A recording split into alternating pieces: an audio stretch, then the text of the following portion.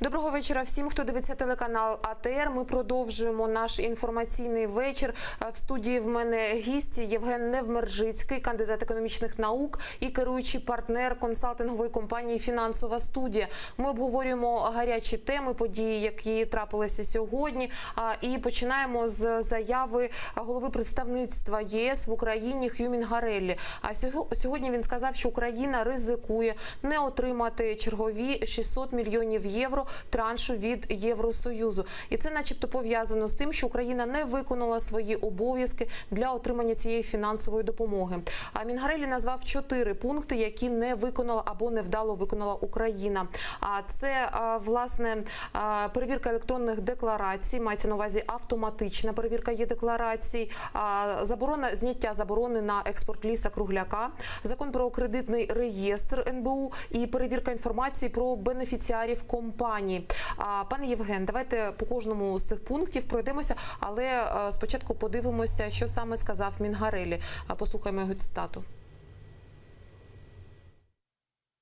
І цей термін не можна продовжити. І якщо за кілька днів Європейська комісія констатуватиме, що ці вимоги не виконані, гроші будуть втрачені для України.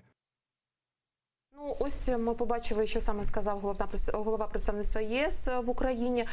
Кожен з цих пунктів, що можна сказати, який є найбільш спірним, найбільш проблемним, найбільш, може, важким для виконання? Я б сказав, 3 пункти з цього переліку виглядають так, як на користь Україні. Звичайно, було б виконати ці пункти. Тільки 3 з 4?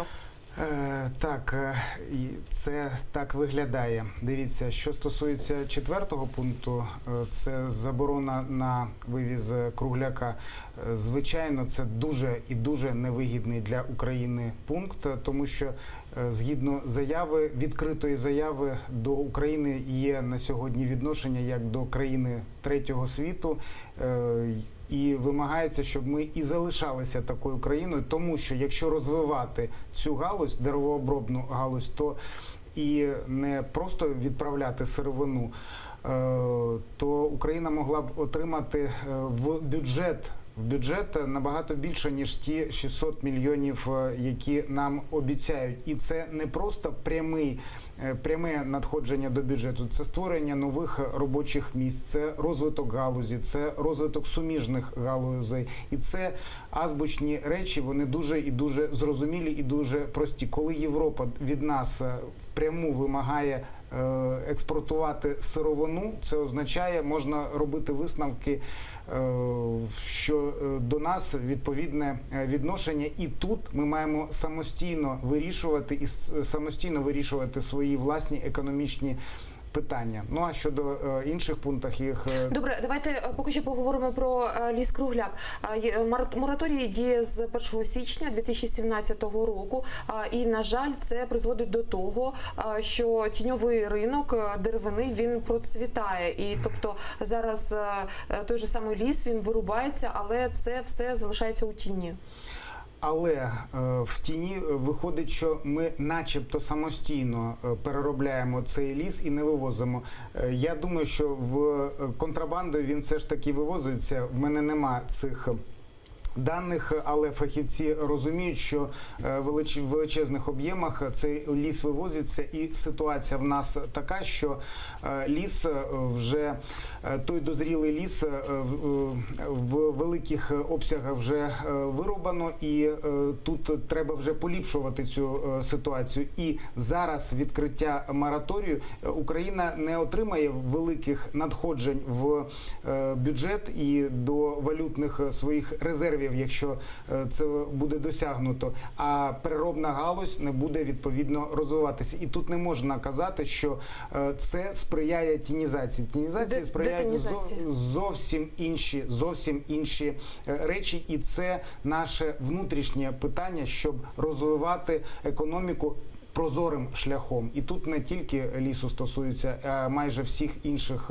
галузей. Тобто, на вашу думку, Україні не слід знімати Не слід, в цей мораторій? будь-якому разі не слід, тому що це буде, очевидно протиречить інтересам держави і суспільства. Добре, а другий пункт – це запуск автоматичних перевірок є-декларацій. А це більш, мені здається, таке технічне питання, тобто потрібно дуже до цього підготовитися, дуже ретельно все вивчити, тому що в нас вже є такий негативний досвід, коли запускалася взагалі система є-декларування. А ми всі пам'ятаємо цей скандал, який був з компанією Міранда, коли взагалі не можна було ні зайти до цієї системи, ні щось подивитися, як журналісти ми не могли моніторити, хто що задекларував, а власне самі декларанти, вони не могли подати цю декларацію. А якби не трапилася, не повторилася ця ситуація вже з автоматичною перевіркою є-декларацій, а це теж велика технічна робота. Наскільки Україна готова до цього? Я не можу сказати, що це велика технічна робота. Це дуже і дуже просте питання. Україна, попри всі негаразди, є однією з лідерів світових щодо IT-фахівців і IT-галузі. Так вже в нас склалося. В нас, крім ресурсів, крім кругляка і інших ресурсів, є ще величезний інтелектуальний потенціал. На жаль, ми його не використовуємо. І це питання при бажанні вирішити дуже і дуже просто. Це досить проста система, досить проста IT-система, IT-продукт.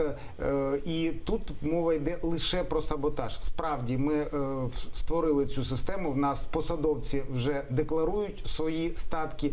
І це було шоком для всього суспільства, коли вони взяли і відкрито задекларували те, що в них є, але перевірка цього просто-напросто не ведеться ніякої. І ніхто не пояснює, вже відкрито заявляють про свої статки, коли посадовці мають лише державні посади, і вони не могли ніяк заробити такі кошти і звітувати по цим коштам. Суспільство все це бачить і, відповідно, відкрита ситуація в тому, що в нас є величезна корупція, надпотужна корупція, і сама держава саботує перевірку і, відповідно, звітування тих посадовців щодо своїх декларацій.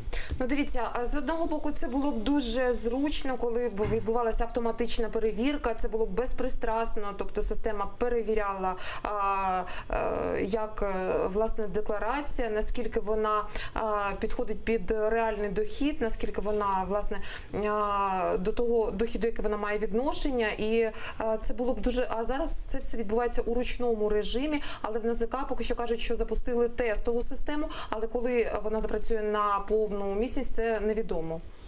Ну, я ще раз можу підкреслити, що з технічної точки зору це дуже і дуже просте рішення. Тут зрозумілі дані, зрозумілі реєстри, які підтверджують... Тобто, вважаєте, якби була політична воля, то ця б автоматична перевірка, вона б запрацювала дуже швидко? Звичайно, поставити завдання, надати можливість компаніям, IT-компаніям позмагатися, хто це виконає, і звітувати щодо виконання. Величезна кількість були бажаючих це зробити, і це цілком можливо зробити, але мова йде лише про саботаж. Інакше я не можу Я хочу нагадати нашим телеглядачам, що до нас можна зателефонувати у студію, в наш прямий ефір, долучитися до нашої розмови. Телефон студії 073 419 41 58. У мене в студії Євген Невмержицький, кандидат економічних наук, і ми обговорюємо тему фінансової допомоги від Євросоюзу.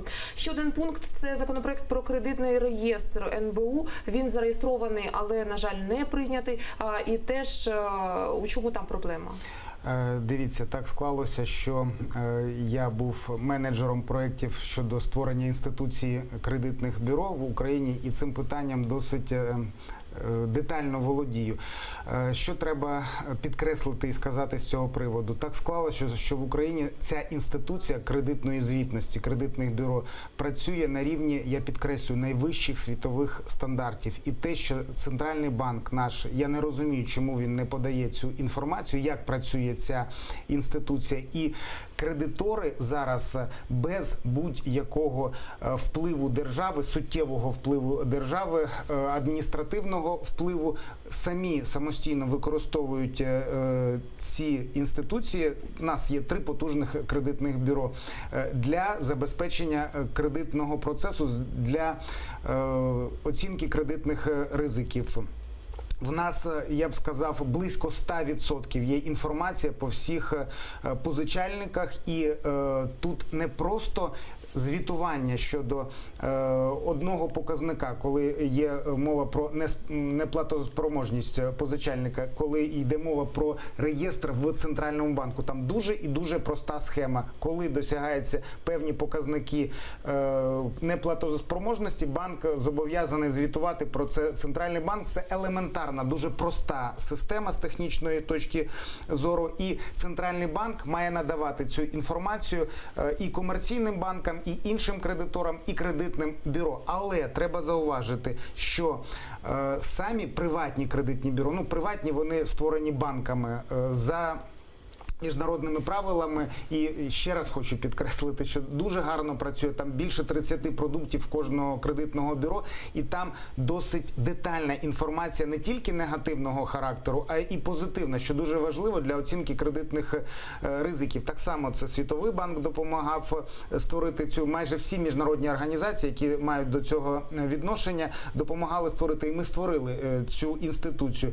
Але Центральний банк має, це його одна з головних функцій, регулювати ризики комерційних банків. Це головна складова, щоб підвищувалася довіра до банківської системи, контролювати, як банк оцінює свої кредитні ризики. І ці питання, вони набагато більш важливі для стабільності банківської системи, ніж, наприклад, капітал. Вони незрівнянно, вони так, я зовсім розумію, про різні. що ви кажете. А скажіть, будь ласка, а створення такого єдиного кредитного реєстру, вона унеможливить роботу приватних кредитних бюро? Зовсім ні. Це паралельно, я б сказав, що кількість інформації, об'єм інформації, який має бути в цьому реєстрі, він десь менше 1%, ніж та інформація, яка вже є в кредитних бюро. Це зовсім невеличка допомога для кредитного ринку. Це питання щодо неплатоспроможних позичальників. Але ці речі можна отримати і вже в існуючому кредитному бюро, і Центральний банк має це застосовувати, цю можливість, і регулювати різні показники, резервування, інші і ті показники, про що йде зараз мова. Створення цього реєстру, воно трошки допоможе, але якщо б ми правильно звітували, правильно ввели відповідно ці переговори, з цього питання не виникло. І я хочу знову ж таки підкреслити, якщо казати про кредитне бюро, це дуже складна не тільки IT-система, а складний бізнес. І ми володіємо цими навичками, і я декілька разів буду підкреслювати це, тому що це основа кредитної системи, ця інституція. І створити, виконати цю умову – це тільки так, дуже просте IT-рішення, просте розпорядження, є закон. Тоді не зовсім зрозуміло, а звідки йде спротив, тобто чому досі не прийнятий законопроект про створення кредитного реєстру? Тут же важко сказати, де спротив. Або чому депутати не розглядають взагалі цю ініціативу?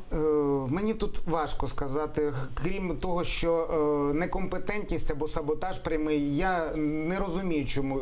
Ще раз підкреслюю, з технічної точки зору. На вашу думку, це просто. І, до речі, закон вже прийнятий, там немає ніяких проблем з цього питання. Скажіть, будь ласка, останній пункт стосовно перевірки інформації про бенефіціарів компанії. Наскільки мені відомо, в нас вже діє цей закон, коли компанії повинні відкривати своїх бенефіціарів, власне, це стосується і ЗМІ, медіа українських, то тут у чому питання?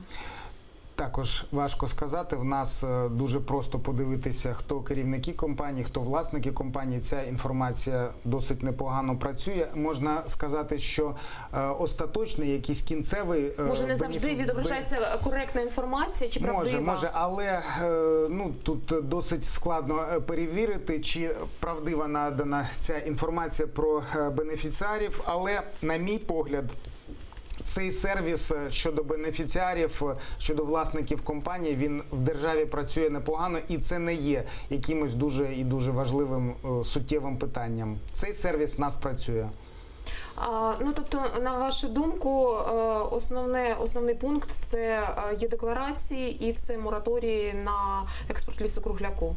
Ну, виходить, що так. Але я б сказав, що тут якась більше політична гра. Справа в тому, що навіть якщо б ми технічно виконали, відзвітували, що ось ми це зробили, навіть закон прийняли про цей заборону, відміну мораторія.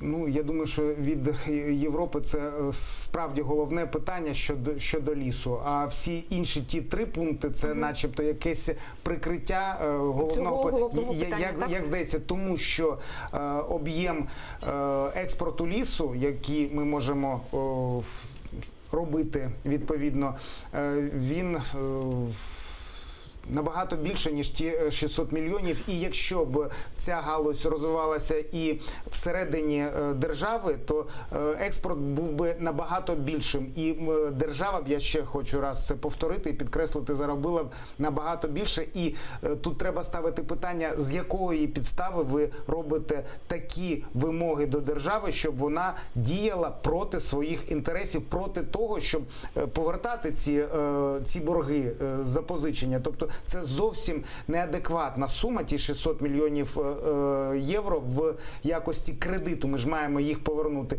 І нам вимагає... Але дивіться, зняття мораторію, навіть якщо б ми зняли цей мораторій, це не означає, що ми маємо вивозити цей ліс. Це буде означати, що ті, хто мають доступ до відповідно цих питань, ті, хто мають владу, ті, хто мають вплив, не будуть замислюватись про те, щоб розвивати економіку в державі, а просто будуть вивозити ліс-кругляк, і поки при владі залишаються, отримувати, розпродавати державні Скажіть, будь ласка, ресурси. а ось Х'юмін Гарелі ще заявив, що за останні 3 роки Євросоюз мобілізував на користь України більше ніж 12 мільярдів євро фінансової підтримки.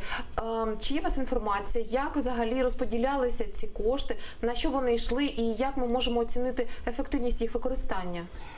Мова йде про запозичення Міжнародного валютного фонду. І для економіки держави це зовсім незначна сума. Я хотів би тут зазначити, що співпраця з Міжнародним валютним фондом, вона важлива як індикатор того, що Україні як державі, як міжнародному партнеру позичають, довіряють, і це є сигналом для приватних інвестицій. На превеликий жаль, приватних інвестицій в державу, за які не треба платити державних коштів, які не лягають тягарем на плечі всього суспільства, нема цих інвестицій і немає їх саме тому, що в нас велика корупція.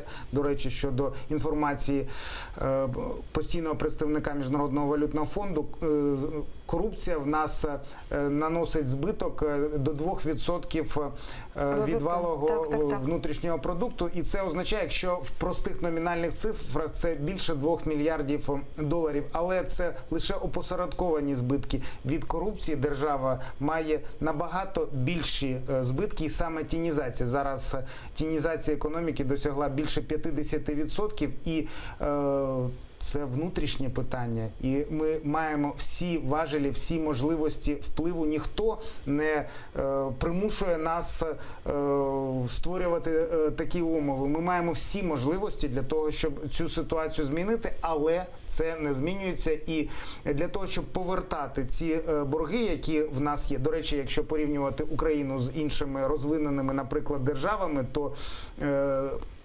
баланс запозичень зовнішніх і внутрішніх в нас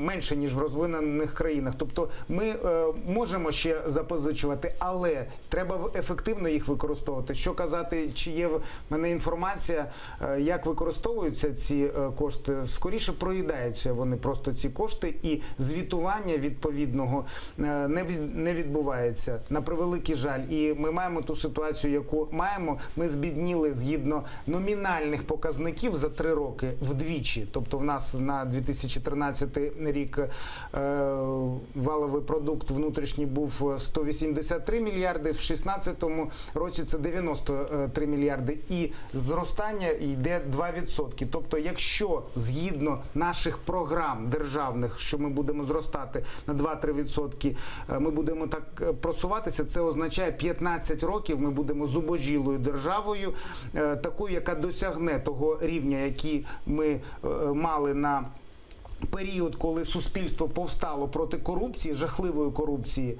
А зараз вона просто шалена, ця корупція, і, на мій погляд, вона просто-напросто відкрита. І це відкрите просто розкрадання держави. А скажіть, будь ласка, пане Євгене, а ось якщо ми не отримаємо цієї допомоги, цих 600 мільйонів, не підуть вони у наш бюджет, на що це взагалі вплине? Як ми це можемо побачити, це чи відчути, там, може це вплине на курс гривня-долар, чи як взагалі це позначиться? На мій погляд, ми маємо думати про державні інтереси і ніяк не позначити. Це менше 0,5% від бюджету, від внутрішнього продукту. І якщо ми будемо намагатися захищати виробника в тій же деревообробній галузі і створимо умови, щоб ліс не розкрадався, як це відбувається на сьогодні, а розвивати цю галузь, у нас є всі можливості, всі потужності, є фахівці, є люди, є цілі території, де фах людей спрямований на деревообробку. Якщо надати можливість і якщо б Україна всередині створила умови для експорту для пільгового експорту, то Україна б отримала за один рік набагато більше, ніж запозичення за останні роки. Одна деревообробна галузь може дати досить суттєве, я думаю, що більше $1 мільярда. А для точних показників треба вивчати це питання детально, але це досить потужна галузь, яка дає роботу не тільки всередині галузі, а й і сміжним галузям виробництва. Дивіться, з нами зараз на телефонному зв'язку Василь Амельченко, член бюджетного комітету Верховної Ради. Ми долучаємо його до нашої розмови. Пане Василю, доброго вечора. Добрий вечір. Ми, власне, обговорюємо фінансову допомогу від Євросоюзу і ось ті 600 мільйонів євро, які Україна ризикує не отримати. А як ви вважаєте, чи є в нас шанс і може нам взагалі не потрібна ця допомога? Давайте пару концептуальних речей. Звичайно, зовнішні дешеві запозичення – це в якійсь мірі рятівний круг для української економіки. Це перша теза. І другий момент – це є індикатор. Якщо Європейський банк, якщо Світовий банк, Міжнародний валютний фонд кредитують Україну, то вона для інвесторів в принципі, є зрозумілою країною. Але з іншого боку, є внутрішня у нас задача, яка, скажімо, полягає у відродженні національної економіки. І, на жаль, ми вже стільки набрали з кредитів, що у нас допустима норма 60% від ВВП. Ми сьогодні маємо, на жаль, близько 80%. Тому це теж, з іншого боку, дуже ризикована позиція України. І на сьогоднішній день позиція фракції нашої Радикальної партії Олега Ляшка, значить, не брати кредитів, навіть які б вони не були спокусливі, дешеві.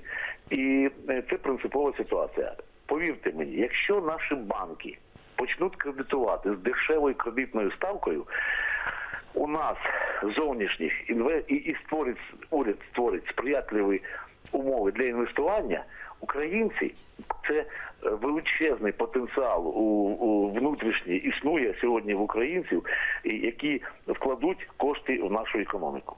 Тому пане Євген, чи згодні я не ви бачу з цією це не є сьогодні великою такою страшною трагедією, якщо ми ці 600 мільйонів не отримаємо від Євросоюзу. Пане Василь, давайте долучимо до нашої розмови пана Євгена Невмержицького. Він економіст, кандидат економічних наук. Пане Євген, ви згодні?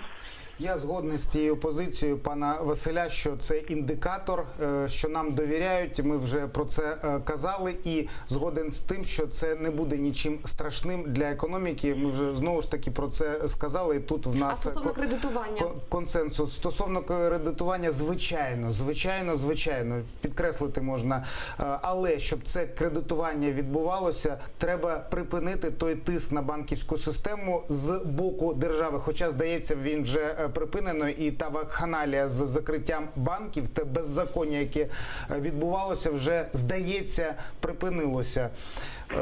Відповідно, якщо банки, можна погодитися,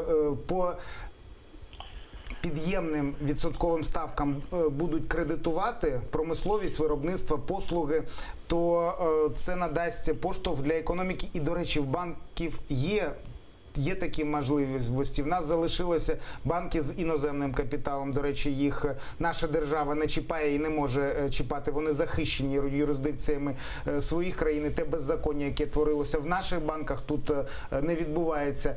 В нас залишилися ще українські банки, хоча вже доля державного сектору, який є неефективним, вже більше 50% в банківської системи, і найбільший, найпотужніший банк в нас націоналізовано. Ну, то інша справа.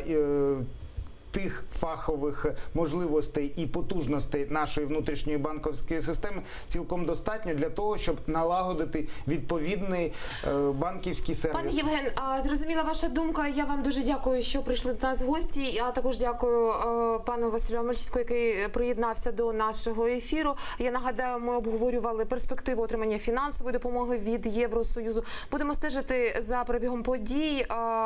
Залишайтеся з телеканалом АТР і бажаю вам приємного вечора.